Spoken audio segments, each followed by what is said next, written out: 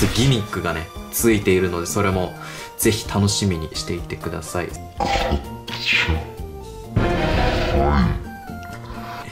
このなんとメタグロスのグロスの部分が外れるというね。うわっ、それではラストはボスゴドラモチーフのベイと戦わせていきたいと思います。こんにちは、スタルケルです。皆さんこちらのベイブレード覚えてますでしょうか？この右側はこのミカルゲをベイブレードにしたっていう動画のもので、この左側はスターミーをベイブレードにしたっていうね動画のベイブレードとなっております。で、なんとこのスターミーのねベイブレードの動画がもう23万再生いってまして、もうめちゃくちゃ人気なわけで、コメントでもたくさんリクエストをいただきました。本当に皆さんありがとうございます。そしてそのコメントの中でメレシーとかメガヤドランとかどうでしょう、自爆コイルとかも見てみたいです。あとゴースとかハガネール、ソルロックもいいですね。もうたくさんね上げてくださってます。そして最後、ディスクまで覆うくらいでかいメタグロスのレイヤーとか見てみたいです。よし、メタグロスやりましょうかとなりました。で、このメタグロスなんですけど、なんとこの腕というか足というか、この4本のもの、これを収納する形態があるんですよね、メタグロスって。ということで今回はその収納した状態のメタグロスを作っていきたいと思います。それではやっていきましょう。どうも、メタグロスです。まずは CAD でモデリングしていきます。今回は円柱を用意し、それの周りを削って作っていきます。ちなみにクロスの部分が平べったく立体感があり難しかったです。ちなみにメタグロスの鳴き声は第5世代以前と第6世代以降で変更されています。まずは第5世代以前の鳴き声。続いて第6世代以降の鳴き声。あっという間に完成です。次はさっきのデータを 3D プリンターで出力したものにスプレーで塗装していきます。ちなみに造形物の素材はナイロンです。今はサーフェイサーという下地の灰色の塗装をしています。下地の塗装が乾いたら次はメタグロス本体の色を塗っていきます。バッチリ合う色が見つからなかったので今回はコバルトグリーンという色を使っています。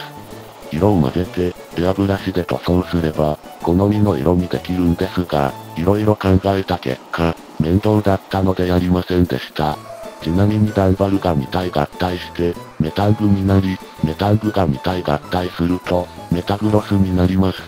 つまりメタグロスはもともと4体のダンバルだったってことになりますね。説明に戻りますが、スプレーで塗装をした後に筆で目や爪など細かいところを塗装して完成です。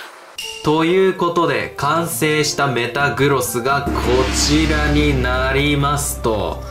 どうでしょうか。もう完璧メタグロスをね再現しておりますと。で、この上側にはこの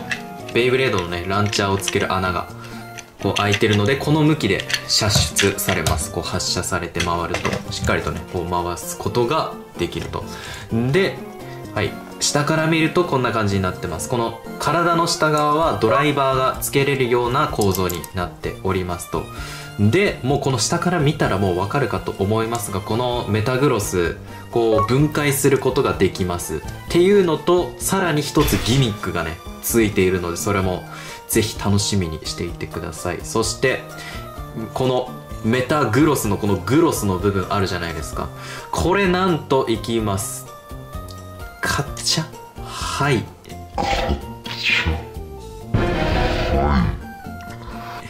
このなんとメタグロスのグロスの部分が外れるというねギミックを設けております。この外すことによってなんとこの可愛らしいお目目がねこう見えてしまうと、こうグロスつけてる時はこうかっこいいんですけど、これがなくなることによって可愛くなるというねこのギミック。そしてこう外すことによってここね、はい、ロックが外れて、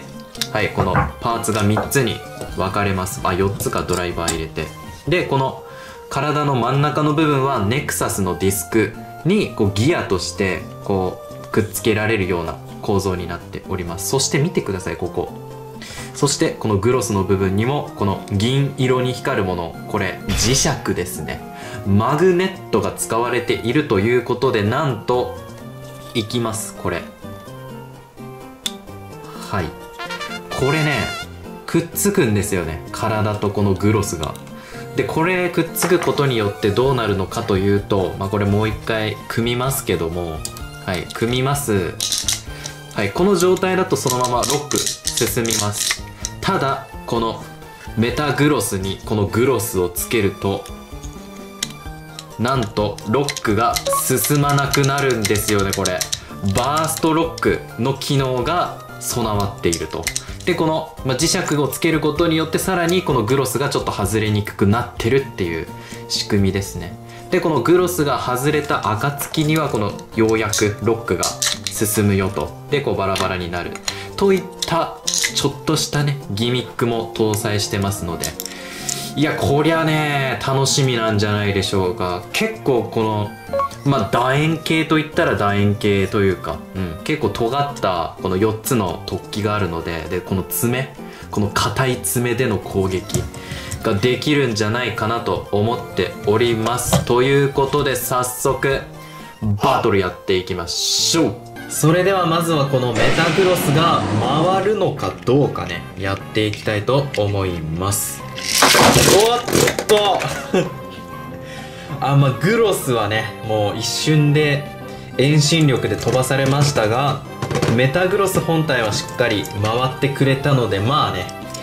良いでしょう。それではこのメタグロスとバトルするベイなんですけれども、個人的にメタグロスといえばルビー、サファイア、エメラルドに出てきたツワブキ大悟のイメージがあるので、今回はその大悟さんの手持ちモチーフのベイでいきたいと思います。それでは1匹目、こちらエアームドモチーフのベイになっております。ということで早速バトルねやっていきましょう。さておっとやばい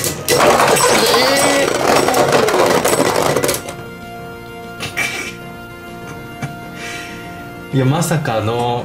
メタグロス瀕死からのその瀕死の爪に当たり、エアームド瀕死という謎のね状況になりましたけれども、メタグロスのスピンフィニッシュでしょうな。それでは次はこちらネンドールがモチーフとなっているベイですね。これと戦っていきましょう。ネンドールは地面エスパーなのでちょっと鋼タイプを持っているこのメタグロスにはちょっと不利な相手ですけれども、やっていきましょう。よし、うわなんとメタグロスに当たった瞬間ネンドールが砕け散りましたね。いやこれはコメットパンチ炸裂したか。それでは次はユレイドルモチーフのベイと戦っていきたいと思います。ユレイドルは岩タイプが入ってますので、この鋼を持つメタグロスからしたら有利ですね。それでは行きましょう。さて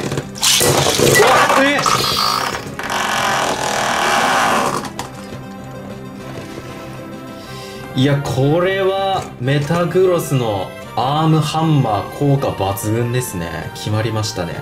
それでは次はアーマルドモチーフのベイと戦っていきたいと思います。アーマルドも岩が入ってますので、この鋼のねメタグロスからしたら有利ですね。それでは行きましょう。さて